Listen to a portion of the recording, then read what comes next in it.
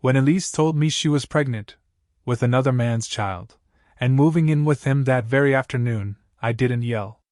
I didn't even flinch. I just said, "Congrats." Then I returned her $10,500 ring, called off the lease on the BMW she drove, and locked her out of everything. 6 hours later, she was at my doorstep, sobbing into her hands. But by then, it was too late. I'm Nate, 37. I'm sitting here at my kitchen table staring into a half-empty mug of black coffee, trying to wrap my head around how a life can go from wedding plans to complete implosion in less than one day. It was Thursday, around 2:12 p.m., when my phone buzzed. Elise, my fiancée of nearly 8 months. We'd been together just over 3 years, living in my home for nearly 2. The call was cold, clipped. Her voice didn't even sound like hers. "Nate, I have to tell you something. I'm moving in with Jake. We're having a baby together. I'll be by tonight to grab my stuff." Jake. Her trainer. The one I'd been paying $180 a week for, thinking I was supporting her health goals. The guy she worked out with 5 mornings a week. Apparently, he'd been spotting her in more ways than one. I didn't scream. Didn't beg. My brain stuttered like a bad signal. I said the first thing that surfaced. "Congratulations." Silence. "That's it? That's all you have to say? What else is there to say?" I asked. "You've made your choice. I thought you'd at least fight for me. You're pregnant with another man's baby, Elise. There's nothing left to fight for." I hung up. Weirdly, I felt calm. Detached even. Like I was watching someone else's life fall apart through a one-way mirror. But under that ice, something sharp was moving. First stop, the ring. I called the jeweler. Luckily, their return policy covered breakups, minus a restocking fee. I got back $9,750 of the $10,500 I'd spent 6 weeks earlier. Then the car. Elise had been driving a lease Mercedes I co-signed on last winter. I logged into the account, removed my payment method, then called the company to cancel my guarantor status. If she wanted to keep it, she'd have to qualify solo. On a trainer's salary? Good luck. Next came the digital purge, changed the Wi-Fi password, revoked access to every streaming account, reset the home security code. I even shut down her gym membership, the same one I'd paid for. The credit card she'd been using under my account? Disabled. Gone. It was surgical. 3 hours of erasing someone from your life, efficient and irreversible. By 5 p.m., everything was locked down. At 6:42, the doorbell rang. I didn't even get up. Just tapped into my security app. There she was. Mascara streaked, 2 suitcases in hand. I cracked open the door, chain still latched. "Nate, please, we need to talk. Jake, he kicked me out." "What?" "He said he needs time. He wasn't ready for me to move in. It's complicated." "Sounds like a Jake problem. You can't just shut me out like this. I can't log into anything. The car got declined. My gym membership. You said you were moving in with Jake? You're having his child. These are Jake's responsibilities now. Just let me stay the night, until I figure something out." "No, Elise. You made your choice this morning. I'm respecting it." Her face crumpled, anger, panic, disbelief all crashing in. "You're punishing me for being honest? I'm not punishing you. I'm just no longer shielding you from the fallout of your own decisions. I have nowhere to go. You have Jake. You have family. You have friends. Figure it out." I closed the door. Turned the bolt. Her fists pounded the wood for 10 minutes. Then silence. Peaceful, eerie silence. But this was only the beginning. It had only been 48 hours since Elise's call detonated the life we'd spent years building. 48 hours since she told me, "Jake and I are starting a family." And now? She was sleeping in a motel and begging me to talk. But I wasn't answering, not her borrowed phones, not the parade of relatives who thought guilt could undo betrayal. After she left my doorstep Thursday night, the flood began. New numbers pinged my phone, random, unfamiliar. I knew they were burner phones or borrowed ones. I'd blocked her main line the moment the door closed. One message read, "Nate, please. I made a huge mistake. Jake isn't who I thought he was. I'm scared. I'm at a motel.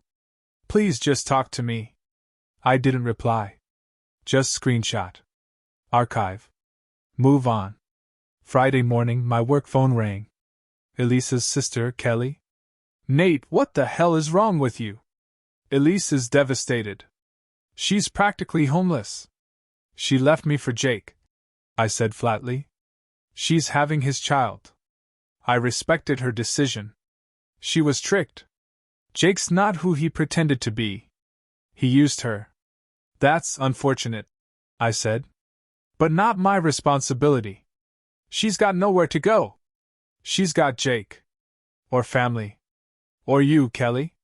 He ghosted her. He wants nothing to do with her. And I want nothing to do with cleaning up after someone else's wreckage. You're being cruel. I'm being realistic. She ended our engagement, got pregnant with another man's baby, and left. I'm not a contingency plan. Click. Blocked. That afternoon, Elise's mom called my office line. "Linda, the woman who once told me I was the best thing that ever happened to her daughter. Nate, I'm ashamed of you. Elise is carrying a child and you threw her out like garbage." "She threw herself out," I said. "She announced she was leaving me for another man and his child. I simply let her. She changed her mind. She realized Jake wasn't going to take care of her like you did. That's not remorse. That's regret. That's realizing she bet on the wrong man. She needs stability now. She needs Jake. That's Jake's baby, not mine. You're heartless.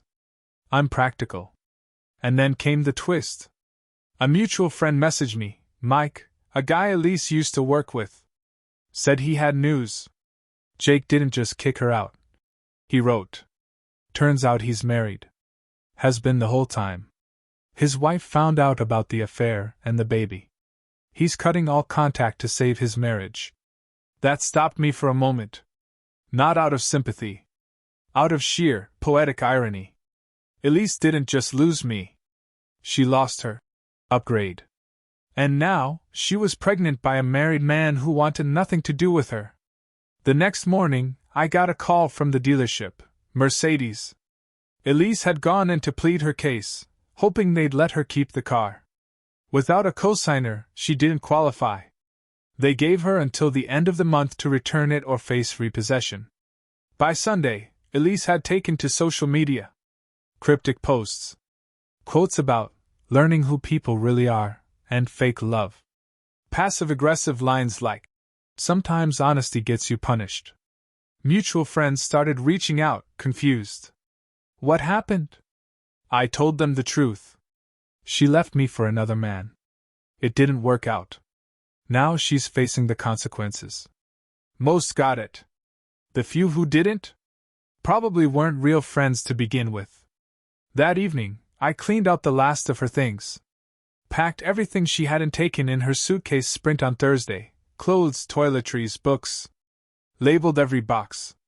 If she wanted them, she could pick them up. But I wasn't delivering. And I wasn't looking back. The house felt different now. Cleaner. Quieter. Mine again. No more wondering who she was texting at the gym. No more funding her fitness obsession. No more co-signing her dreams while she plotted someone else's future. But I had no idea how much further this was going to go, or how far she'd fall just to try to drag me back in. By Monday morning, I had a certified letter waiting at the front desk of my office. Not a text. Not a voicemail. A handwritten letter in a cream envelope that smelled faintly of the perfume Elise used to wear. It was 3 pages of emotional whiplash. Accusations. Please. Pseudo-philosophy about how life throws curveballs and hearts aren't math equations. But the last paragraph? That was the showstopper. She wanted me to pay for her hotel. Until she got back on her feet. She even suggested we try couples counseling to work through this betrayal. She wrote. Her betrayal. Framed as mine. I folded the letter neatly and slid it across the table to Tom, my lawyer friend, over lunch. He read the last paragraph twice, then burst out laughing so hard he nearly dropped his sandwich. She left you for another guy, got pregnant, and now wants you to bankroll her healing journey? She called it my betrayal. I said. Tom wheezed. Please keep this. If she ever tries to come after you legally, this letter is a golden exhibit. I tucked it into my bag, but I wasn't angry. Just stunned. Because it was too familiar. When I was 16, I lived a version of this story. Different characters. Same script. My mom had just remarried, a man named Vince who brought nothing but bravado and debt. For a year, he played dad. Gave me advice I didn't ask for. Took credit for everything good in the house. One day, while I was at school, he drained my college savings. Every cent I'd scraped from working part-time and tutoring younger kids. When I confronted him, he didn't deny it. Said he used it for a business opportunity. Said he'd pay it back. He never did. And my mother? She didn't defend me. She asked me why I was making things harder. I left home 2 months later. That was the day I stopped believing that being needed equaled being loved. And now Elise, different face, same manipulation, was asking me to carry her across the broken glass she'd scattered. Tuesday came, and so did the fallout. I got a fraud alert from my bank. Elise had tried using the credit card I'd shut down. 3 times. 3 different stores. I called the fraud department and confirmed she was no longer an authorized user. I requested a flag on any further attempts. By Wednesday, her family showed up. At my door. Her mom, Linda, and stepdad, Ron. I watched them on the camera before opening the door. Linda had that forced smile people wear before asking for something. Ron looked like he'd rather be anywhere else. Nate, we need to talk, Linda said, stepping forward like she still had authority here. Elise made a mistake, Ron added. But you can't just cut her off completely. She didn't make a mistake, I said calmly. She made a choice. She's pregnant, Linda insisted. She needs support. She chose Jake. That's Jake's baby. That's Jake's support. He was married, she snapped. He lied to her. And she believed him while cheating on her fiancé.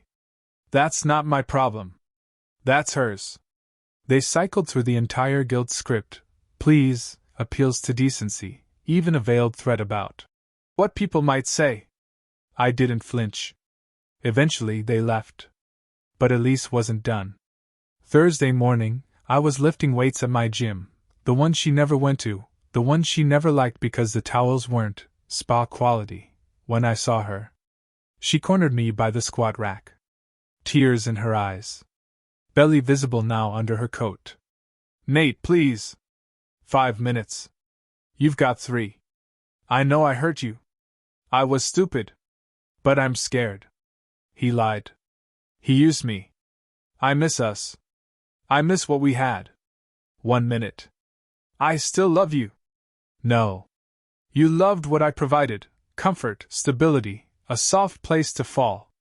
Jake offered excitement. Until the bills came due. That's not true. You stood in my living room and told me you were having his baby. Everything I've done since then has just been respecting that. Nate, if Jake had followed through, you'd be with him right now, shopping for a crib. Instead, you're here. Because the house of cards collapsed. I picked up my towel and walked away. Find a new gym, Elise. This one's mine. Later that evening, I got a text from her sister, Kelly. You're a monster. Elise is sleeping in her car. I didn't reply. I didn't have to. She chose Jake. These were Jake's consequences. By the time April rolled around, Elise wasn't texting anymore. She was posting vague captions, sad song lyrics, grainy mirror selfies with red eyes and half-zipped jackets. She'd gone from begging me to fix her life to trying to rewrite the story, painting herself as a victim of betrayal, heartbreak, bad luck. But the real unraveling didn't hit until her car got repossessed. It happened on a Monday. I got a call from the dealership, strictly informational, they said.